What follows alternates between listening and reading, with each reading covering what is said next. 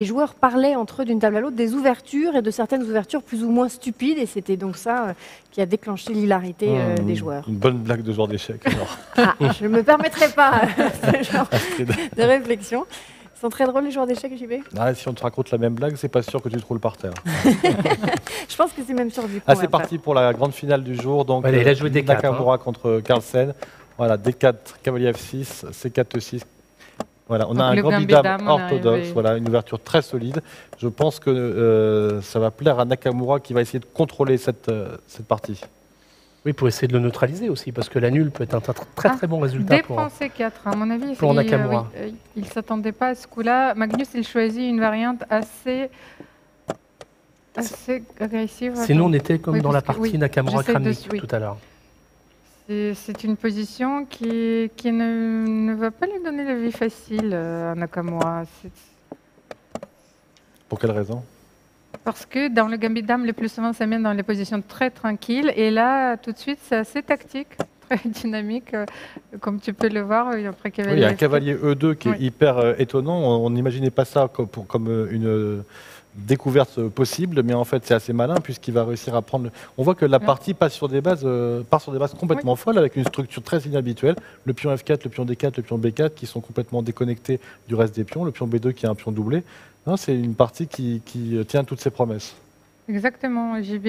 Je pense que oui. Et la vitesse à laquelle ils ont joué quand même l'ouverture qui est pas forcément la ligne principale, Almira. Oui, c'est pas du tout la ligne principale, et surtout qu'à mon avis, Hikaru ne s'attendait pas du tout à cette variante-là. Il voulait plutôt jouer une ligne assez tranquille qui lui permet d'accroître son avantage positionnel petit à petit. Et là, curieusement, il est confronté tout de suite à des choix assez responsables. Alors, la pièce forte pour Nakamura, c'est le cavalier qui est installé en E5. Voilà, c'est une pièce qui est très bien installée sur une case d'avant-poste. Pas facile à chasser, puisque si le cran noir décide de la chasser avec F6, ça va créer des gros affaiblissements. Donc, c'est la pièce vraiment forte. Mais on voit que Carlsen a commencé à placer ses tours pour commencer du contre-jeu sur l'aile dame, sur ce côté de l'échiquier. Oui, il peut y avoir une faiblesse aussi, le pion A7, qui vraiment peut être un vrai problème pour les... Enfin, le pion A en général peut être un problème ici, et ça immobilise en plus une tour. Pourquoi il y a un problème, le pion A? Parce qu'il peut prendre que d'un côté? Parce qu'il ne peut plus être défendu par un autre pion. Il est sur une colonne ouverte, la tour en A1, un chemin libre pour pouvoir l'attaquer, et du coup, la tour A8 ne peut pas se développer, et donc, temporairement, on joue avec une tour de moins. Oui, mais je préfère quand même la position de Magnus parce que c'est pion B4, B2. Et, je pense que les faiblesses de Magnus, C4 sont aussi sa force. Donc je pense qu'il, sur long terme, il va se retrouver avec un pion de plus. Magnus n'a pas vraiment de problème à la fin de l'ouverture. Il a le fou en B7 qui est assez puissant. Toutes ces pièces sont plutôt bien placées, elles ont trouvé leur case. Et surtout, il a une avance à la pendule. Pas un peu significatif, mais quand même significatif. Est-ce que vous pensez que Magnus Carlsen a pu préparer une petite surprise maison, une petite recette particulière face à Nakamura? C'est tout à fait une des variantes qu'il a déjà regardées, qu'il s'est dit, tiens, peut-être pour une partie classique, c'est trop, je ne peux pas prendre autant de risques, mais voilà, pour une partie blitz, c'est tout à fait jouable et mon adversaire ne va pas se retrouver dans les complications, même s'il s'agit des meilleurs joueurs du monde. Alors attention, il y a une grosse menace qui pèse sur Nakamura, c'est une menace de mat. Voilà, on va tout simplement montrer. On a le fou ici, qui dame G2 mat avec la dame. Il a joué fou F1 pour protéger le mat, donc. Et surtout pour garder aussi. Vous pouvez nous montrer, JB, la menace de mat là? Voilà, c'est la collaboration du fou du fou B7 et de la dame D5 sur le pion G2. C'était comme ça, et donc Nakamura, pour protéger ce pion en G2, a choisi l'option fou F1. Donc mettre le fou en défense. Il en existait d'autres, le pion F3 par exemple, c'était une possibilité. On pouvait également jouer fou F3, bien sûr. Oui, mais c'est pour ça qu'il a joué fou F1, à mon avis, pour garder la pression sur C4 et de prendre ce pion au prochain coup. Donc c'est assez intéressant de voir comment Magnus va procéder.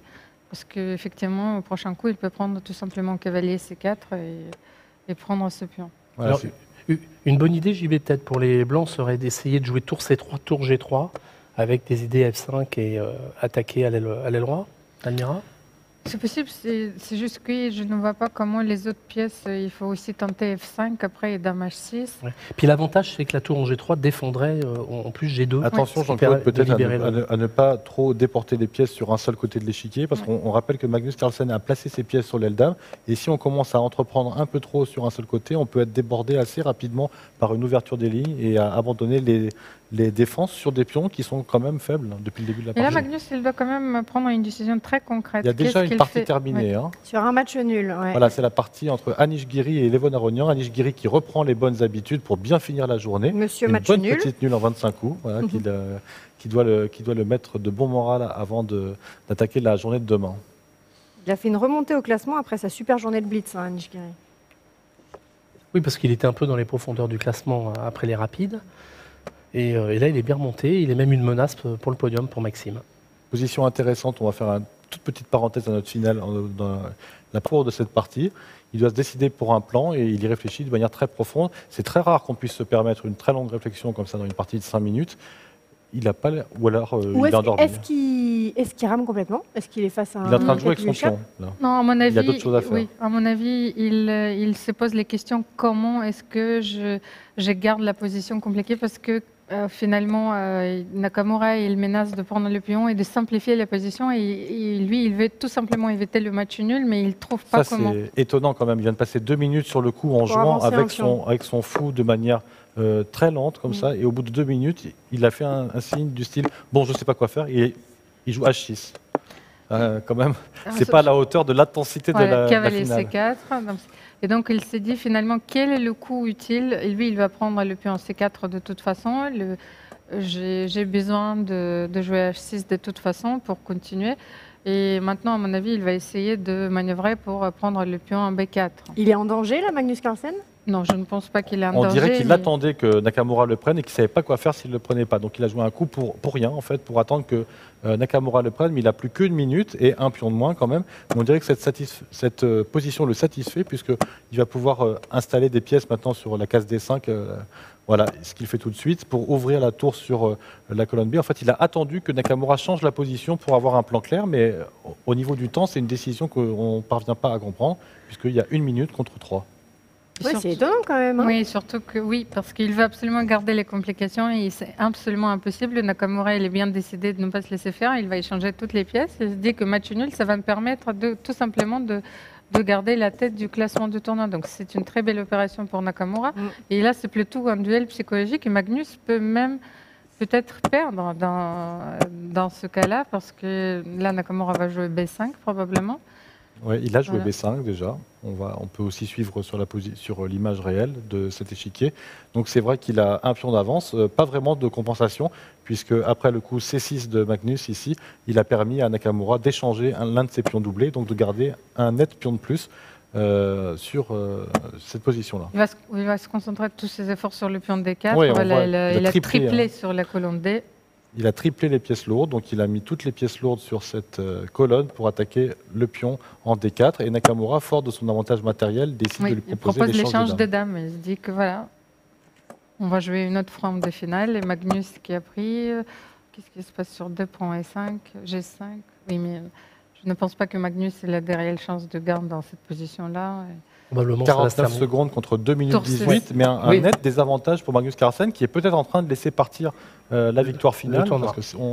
À ce moment-là, ce serait donc un immense tournant du tournoi. Il n'y a pas de risque que Magnus Carlsen oublie à nouveau la pendule, comme il l'a fait jeudi lors de la première partie. Il l'a déjà oublié une fois, puisqu'il a passé beaucoup de temps déjà sur son coup anodin H6. Et là, il est en train de se faire liquider les pièces. Il est peut-être en train de perdre le Paris Grand Chess Tour. C'est incroyable, hein. Oui, ça serait vraiment une surprise. Magnus Carlsen, qui est vraiment en démonstration de force à chacune de ses prestations ici, il est en train de perdre contre le leader qui va accroître son avance. Vladimir Kramnik vient de s'imposer face à Wesley So. Oui, une partie qu'on n'a pas vraiment suivie pour Vladimir Kramnik carrément pour classement, mais c'est Nakamura. Oui, c'est un peu compliqué la vie quand même. Avec G4, je pense. Nakamura ici, il s'est affaibli. Ça a permis à Magnus Carlsen d'incruster son fou dans la position. On voit que la tour de Magnus est très active et qu'il faut faire attention. Il ne peut pas vraiment commencer à penser à les prendre parce que la tour pourrait aller en D1 et donc faire pression sur le fou F1 et avec la menace fou E2. Voilà. Donc une sorte de paralysie pour Nakamura qui a en quelques coups pas réussi vraiment à convertir son avantage d'un pion. Peut-être tu as raison que le coup fautif était G4, Almira. On s'attendait à une finale palpitante. La partie est vraiment au niveau là. Il y a beaucoup de tension. On peut jouer roi H2. Roi H2, est-ce que c'est possible là, ici, oui, on peut jouer roi H2 mais alors on aurait pris le pion F2 peut-être. Mais il y aurait roi G3. Exact. Donc je ne sais pas du tout. Peut-être qu'il a vu un peu plus loin Nakamura et il a vu. Non, mais en fait, il est paralysé. On dirait que Magnus a trouvé un dispositif pour empêcher le roi de bouger et la tour de bouger ici. Soit on ramène la tour en défense, qui est un petit peu passif, soit on joue F3, mais ça serait très grave puisque la tour ferait une coupure horizontale sur le roi et c'est une situation qu'on n'aime pas trop dans les fins de partie. Mais à mon avis, peut-être qu'il va tout simplement essayer de tenir sur la première avec le tour 1 et tout simplement de répéter les coups parce qu'il faut aussi que Magnus progresse dans cette position-là. Oui, parce que là, il menace tour D1 quand même. Hein. Donc tour 1. Attention. Au niveau du temps, 30 secondes pour Carlsen, 55 pour Nakamura. Donc l'avance au temps de Nakamura commence à fondre. Magnus, il répète les coups. Il répète les coups parce qu'en fait, il n'y a pas grand-chose à faire. Mais est-ce que Carlsen n'est pas en train de lui faire espérer une répétition de coups pour finalement tenter sa chance si jamais Nakamura se laissait descendre à quelques secondes? Parce qu'ici, Nakamura est quand même tenté de chercher la solution pour continuer la partie et ça peut se retourner contre lui si jamais Carlsen décide de jouer. Regardez la pendule, il y avait une telle avance, maintenant ils sont à égalité de temps. À mon avis, oui, il peut se dire que c'est la fin de la journée, ça suffit, j'ai assez d'avance dans le classement. Voilà, il répète les coups. Ça, c'est la décision raisonnable. F3. Voilà, il change encore. Ils sont 27 secondes contre 22 secondes, le suspense est total puisqu'il a décidé de jouer pour le gain à tout prix. Donc, prise de risque incroyable de Nakamura qui pouvait se contenter de faire match nul pour conserver l'avance et qui veut gagner plus, toujours plus. Mais c'est peut-être un énorme risque parce que le roi de Nakamura est en danger, il est coupé et je ne suis pas sûr que ce pion B puisse vraiment avancer. C'est une décision un peu incompréhensible de la part de Nakamura qui a peut-être laissé passer. Oui, puis maintenant le roi noir peut jouer un rôle aussi. Le roi noir peut jouer un rôle en venant E5, D4. Surtout F4, G3. Voilà. C'est là que je serais On peut simplement préciser malheureusement que Maxime Achelagrave a perdu contre Veselin Topalov. Donc ça va l'empêcher de rejoindre les joueurs de tête et Topalov va peut-être s'extirper de la dernière place. Et maintenant, Magnus Carlsen est complètement gagnant. Il a incrusté son roi dans la position en G3 et ça va être très difficile maintenant pour Nakamura d'empêcher la manœuvre tour B2, tour H2. Il a donné la partie alors qu'il pouvait sécuriser le tournoi. C'est hallucinant ce qui se passe là. Ouais, on va voir comment ça se finit. Il y a 11 secondes pour Nakamura, le temps est en train de descendre. 24 pour Carlsen. Nakamura a l'air complètement désabusé. Est-ce qu'il peut prendre le pion en E6 ou pas du tout? Je ne sais pas si c'est possible. C'est envisageable. Il n'y a plus aucune solution. Il va jouer tour H2, il n'a plus de temps. Mais il va faire tour F3. Voilà, E5 c'est bien joué pour se sécuriser E4 et maintenant il ne peut plus empêcher tour H2 parce qu'il n'y aura pas tour prend F3 pour dévier. Craquage complet de Nakamura. Et là il donne son pion, ça retarde. Oui, parce qu'il y avait B8 dames, sinon il ne pouvait pas. Ah ça y est, il commence à mettre les pièces entre deux cases. Il ne sait plus quoi faire, 2 secondes, 1 seconde, il a joué. Il fait n'importe quoi. Et je vais peut-être essayer d'attendre Magnus pour. Et il abandonne, incroyable, il a donné la partie à Magnus Carlsen. Il pouvait faire et Magnus Carlsen qui revient à un demi-point. Il y aura une deuxième journée extraordinaire demain avec la remontée de Magnus Carlsen. On a vécu un moment exceptionnel. Mais on voit le côté joueur de Nakamura. Suicidaire. Suicidaire à ce point-là, oui.